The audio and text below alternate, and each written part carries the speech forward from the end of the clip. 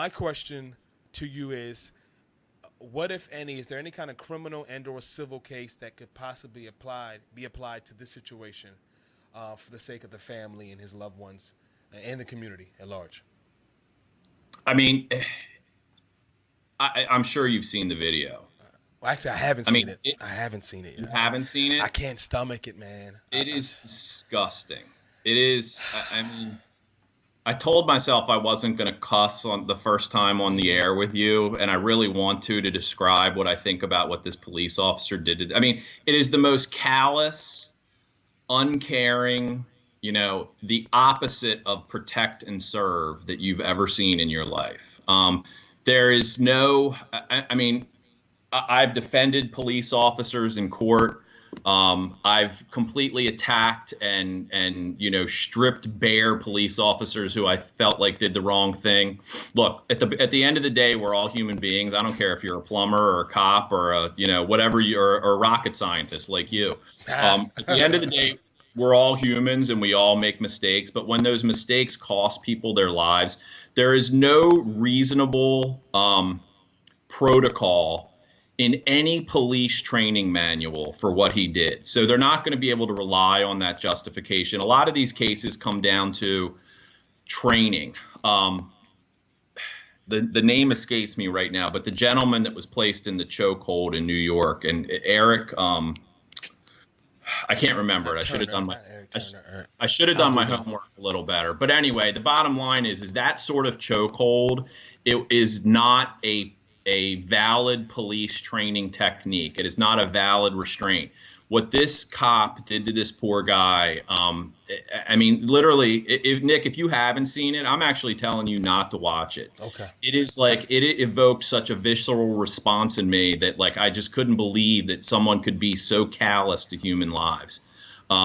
And if you are that callous, you don't deserve to be out there with a gun and a badge, purportedly protecting people. And it was like a forgery or like a bad check case. This dude wasn't like a murderer or rapist. Yeah. He was like a petty thief at worst, who was trying to maybe pass a bad check. But even I could probably make a really good argument that even someone who was suspected of a much worse crime doesn't deserve to be, basically he suffocated him with his knee. Right there, and he's screaming, "I can't breathe! I can't breathe!" All the bystanders are saying, "Hey man, you're choking him out. He's dying." But my emotional response aside, as lawyers often do, we have to sort of put that. I always use the analogy. How old are you, Nick? I am 35. Okay. Did you ever watch Star Trek when you were little? I did. So the original with Captain Kirk and Mr. Spock. Did you ever see the old reruns? That was a show then? I thought that was No, man, that was like a real live show. I thought that was like a commercial of an old show. That was back when we had 3 channels. It was 2, 11, and 13. And then if you were lucky and you held the aerial just right, you could get 45 and watch Captain Chesapeake. I came when 45 was a little easier to get, as you can right. But, okay. So Captain Kirk is the emotional, hot-blooded captain of the ship, and Mr. Spock is the sort of like calm, cool, collective, unemotional thinker. And sometimes as lawyers, that's what we have to do. We have to sort of put emotion aside and be that, so I always joke that, do I want to be Captain Kirk today, or do I need to be Mr. Spock today? Do I need to get up in front of a judge and make this warm, emotional, impassioned speech, or do I need to stick just to the logic? So you've already heard the Captain Kirk, and now I'm going to give you the Mr. Spock. And the Mr. Spock is that I would bet every penny that I have and will ever make on the fact that this officer is going to be indicted for second-degree murder. I would bet every penny that I have that the officers that stood by and watched him do it, at the very least, are going to be indicted for aiding and abetting him, or at the very least, malfeasance in office for not stopping him. The family's going to have a huge claim in state court for wrongful death. They would have a federal, they would have what we call a USC claim, a violation of his human rights, a violation of his constitutional rights, either of which will probably never see the inside of a courtroom, because you'd be crazy to take that case in front of a jury.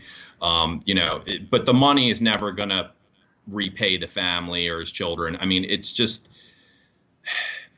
and the other thing that really upsets me about this is, we have, I don't care how you feel about the police, 80% of the world out there, most of their interaction with the police is positive. Okay. But there's 20% that their interaction, the police officer comes and, gets the, they help out the community caretaking function. They break up fights. They protect small businesses. They have what we call a USC claim, a violation of his human rights, a violation of his constitutional rights.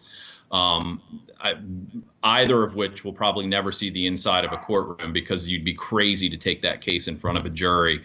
But the money is never going to repay the family or his children. I mean, it's just, and the other thing that really upsets me about this is, we have, I don't care how you feel about the police, 80% of the world out there, most of their interaction with the police is positive. Okay. But there's 20% that their interaction, the police officer comes and, gets the, they help out the community caretaking function. They break up fights. They protect small businesses. They separate the domestic violence victims from their abusers. They do good work. Okay. But there is a segment of police officers like this guy that make all the rest of the guys look bad. I hunt and fish with police officers. I've defended police officers charged with crimes in court. I have a saying that I always say, and I stole it from a judge in circuit court, Judge Enzer, and she's just like, very few human beings are all good or all bad. And I have a hard time watching this video and thinking that this dude has much good in him. It's horrifying what we saw. But I mean, as far as criminal charges go, I mean, this guy's looking at a multi-decade, if not more, sentence. If not, I mean, he's looking up in the video almost like he knows what he's doing and like is enjoying the people watching him do this.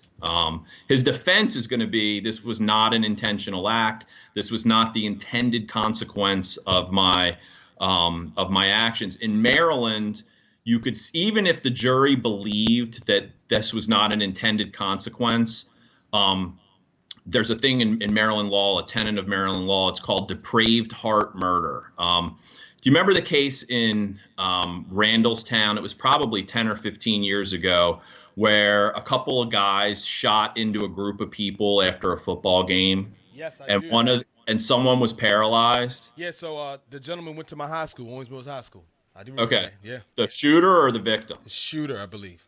Okay.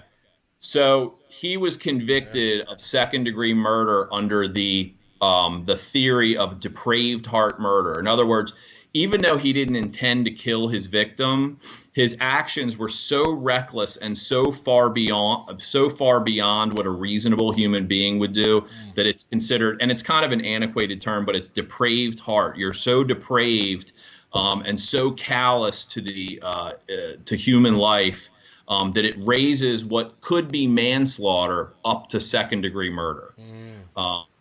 Pat Kavanaugh, when he sentenced him, I think he gave the guy like a life sentence plus 100 years. And he said, if I could give you another 100, I probably would. But I think he was capped out at that. So that's an example of someone who acts with such a depraved heart and such a callous disregard for human life, right, that, you can be convicted of second-degree murder. But, we were having so much fun and laughing and joking, and now we're ending on such a bummer term that I think you need to tell a joke, something like that, to make us all. Well, I tell you what, just to back up what you were saying, I have many friends in law enforcement or first responders, EMT, firefighters, stuff like that. And unfortunately, in all communities, and that's irrespective of race, religion, culture, it seems that 10 or 20% of jackasses are magnified to the point where they become a representation of the entire group.